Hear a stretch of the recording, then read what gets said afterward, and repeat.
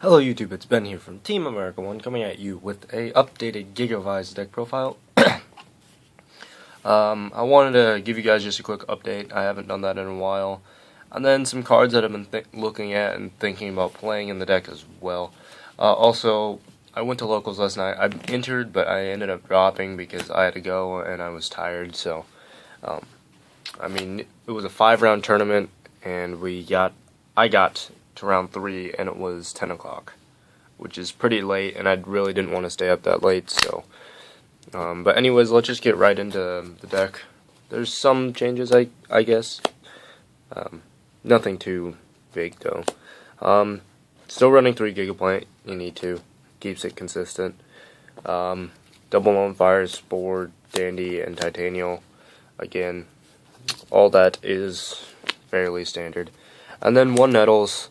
And if you saw my duel video, Nettles is really only there as a level 2 tuner to help you get into your level 8 synchros. So, I do really like the card. It's never been too dead of a draw since I only play 1. So, and if I draw it, I'll just supervise it from the hand, which I guess is technically going minus, but to get out of Stardust and protect your plays is pretty good. So, for plant support, 2 Card Trooper, and 3 Gru or Crane, but you need them to make your melee play. It's fairly standard though. And then your 1 Debris. Debris is just so good. Like, this card came in so clutch for me. And then Redox, because it's Redox, and Swiss Scarecrow. I have been playing 2. I just have not found, like, I don't know, the need for the second one, I guess. It's good for being an extra Redox target, but other than that, it's majority of the time it's dead. But spells, your Dark Hole, your Book of Moon, all standard. I really like Book of Moon in this format. It is so good. I have a feeling this card will go to 2, so I do really like this card though. And then your Foolish Burial, which is kind of blatantly obvious in my opinion, but double Miracle Fertilizer. Miracle Fertilizer is just really good. It's your Monster Reborn for your plants, and it really just gets you pretty much anything in your deck, especially if you have Lonefire and Grave. So, Miracle Fertilizer is access to any plant monster you really need, honestly. Then Triple Misty, Fire Fist, Fire Fist is a deck. Triple Supervise, and then I dropped down 2 DDR and 2 Mark the Rose. The 3 of each was getting really cloggy, so I dropped these down each by 1. And then finishing off in the traps, 1 Solemn Warning. People are running Upstart, so you pretty much gain the life points. So, like, it's a free warning. 1 Mirror Force. I really needed mass removal. So, 2 Call the Haunted. It's Call the Haunted. I don't really want to play 3. I'd rather play 3 Miracle Fertilizer, honestly, instead of the 3rd call. But it's still really good. 2 Phoenix Chain. And I actually threw these in today off of just, like, contemplating of random cards. Found that Star Eater really is effective against this deck since there's nothing really big that can get over it. And there's only a handful of cards in my deck that can counter or get rid of the cards. So Phoenix Chain is in here for specifically that reason, but also for cards that are problematic, I guess. So, and then double Phoenix Wing Wind Blast because it's one of my favorite cards right now, and it's just so good. Like, pitch a Dandy to return something and then 2 tokens. It's kind of stupid if you do that, but yeah. So that's it for the main deck, 40 cards. Side deck. This is off of yesterday. I'll briefly talk about how I did yesterday out of my 3 rounds that I played, but double Maxi, double Valor, Thunder King Ryle, Jinzo came in clutch. Game 3, I was facing raccoons and it's open Jinzo and a Dandelion, which is really good. So I set the Dandy, let him attack into it. And next turn I sacked for Jinzo, and it only survived for 2 turns, but that gave me enough advantage to then have a Lonefire and Supervise in hand, where I could successfully go off. So Jinzo just came in so clutch. Like, I wouldn't drop this card now just because it was that good.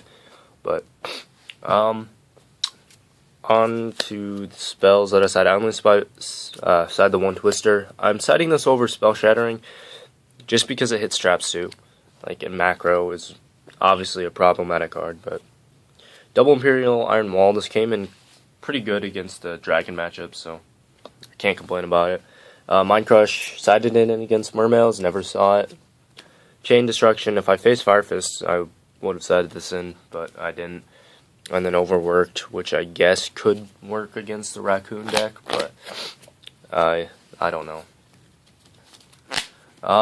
And then Extra Deck, I don't think this has any changes from yesterday, but your 2 Melee of the Trees, it's Melee, like, it's good. I've been contemplating dropping this down to 1, though, to fit in a Leviair. I don't know yet, but, yeah. The 1 M7, it's M7, like, you can't argue. It's obviously, honestly, in my opinion, it's the best rank 6. And then your Dracosack, because Dracosack is the best rank 7. For Synchros, your Formula is good. Mistbird Colossus is really good. I'm playing this over Armory Arm just because I found myself opening like Spore Dandy. So getting my 2 tokens, then synchroing for this, having a leftover token, and then not being able to like just sync this away, I guess. So that's why I play Mistbird. The 1 Catastor, I don't know how I feel about this card, honestly. You do need the level 5 though, so Catastor it is, I guess. But double Power Tool, like, you need it for the OTK. If I could only play 1, I would only play 1, but you need 2, which kind of sad because it really limits your extra X space.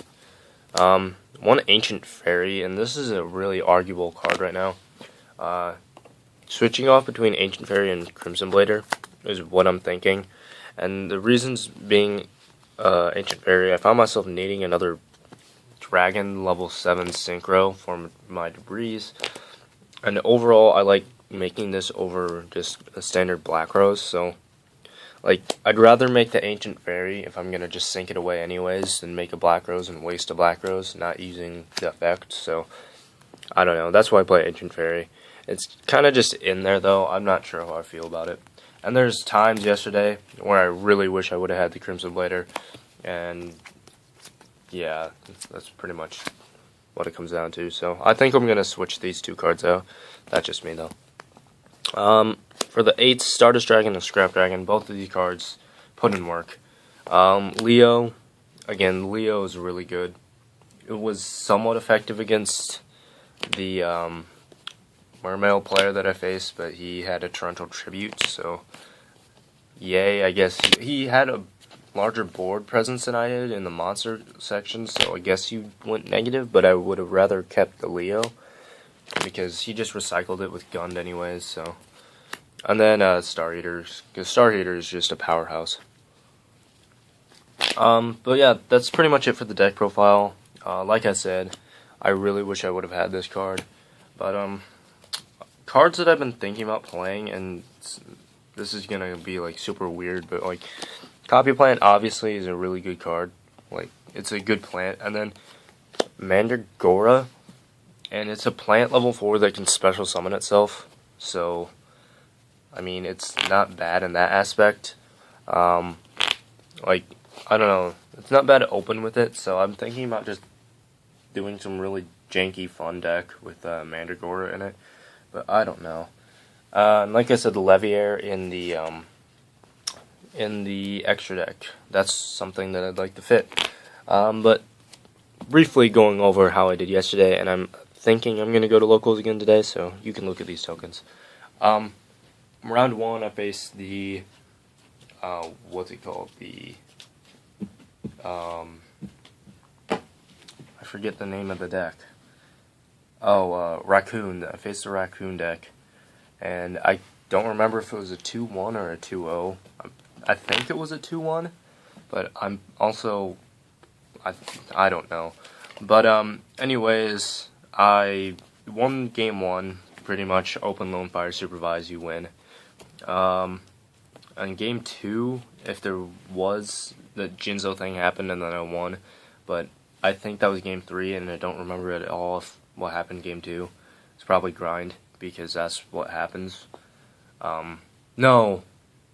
Yeah, he had Thunder King on board, which completely pooped on me, and then he brought out the double, like,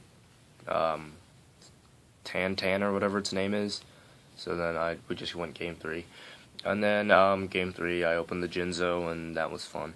But round 2, I was against Mermails. I won game 1 off of opening Supervise and Lonefire, so yay me for sacking pretty much. Game 2 came down to grinding out top decks, which this deck does not top deck very well. I ended up losing because of top decking a Gigaplant, which sucks. But there's a multitude of cards that I could have top decked to get me out of that situation. Only issue is he did have a reoccurring title, so we were both in not good positions, I guess. So, but yeah, it came down. I had 600 life points to his I had 300 to his 600, and he could just grind it out better since it was Mermail with the title. So there was not much I could do. And then game 3 again, it went grind, but not as grind. And then we ended up going into time. He beat me in time, though. Again, I've top decked a Supervise when I really didn't want it. Which is kind of sad because I had the Lonefire last turn, but I pretty much went Lonefire into Dandy just to try to survive. And then I top decked the Supervise next turn. So if I would have had the Lonefire, I would have actually had a decent amount of push plays, which is kind of sad, but yeah. And the thing is, if I would have had Crimson Blader game 2, I would have won, which is why I really want Crimson Blader in the extra, because I would have Crimson Bladered over his title.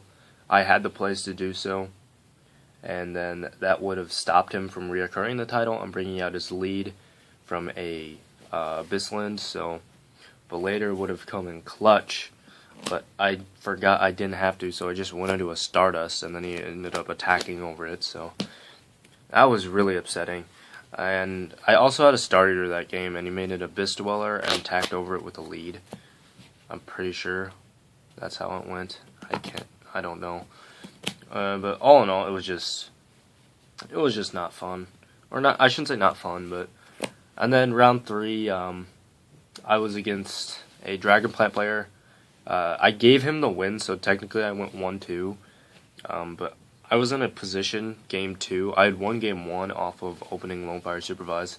So I guess I opened Lonefire Supervise every match, which is really nice. And that means I'm liking the consistency that my deck is bringing. But I guess you could say around game 2, he had all 4 dragons in grave and like recurring targets.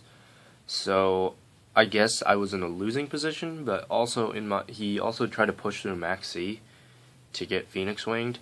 So like I don't know. Like I had the bigger hand advantage with the Swift Scarecrow in hand, and then double Supervise, and all I needed was a Gigaplant or no, I needed a Miracle Fertilizer or a Lonefire. So like overall, like I feel like I was in the better position to survive and then eventually push to win, but you'll never know. So we could have gone game 3 and then I could have lost. I could have won. So I just gave him the win though because I was leaving and I was tired. So anyways, that's it for the recap. That's it for the deck profile. Hopefully you guys enjoyed. Hopefully you guys enjoyed this deck. I do. Like it's one of my favorite decks right now. Any other related news to Yu-Gi-Oh? There really isn't any. I'm going to try to go to YTS Chicago. I'm not sure yet, though.